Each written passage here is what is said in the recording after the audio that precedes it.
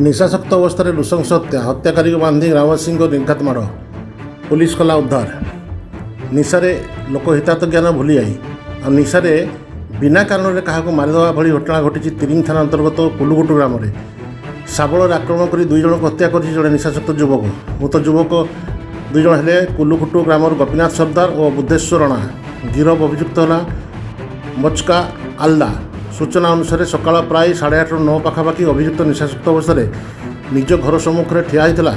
मृतक 2 जन आसुवा देखि निशाशक्त अवस्था आक्रमण करने सहित लुहा शाबल पिटी पिटी मार देता।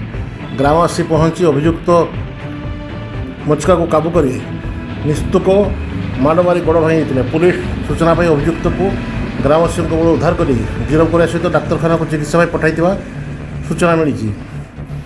तेबे आगुरी कौन पूर्व शत्रुता न थी निशाशक्त अवस्था हत्याकांड घटाई पुलिस सूत्र जमापड़ी।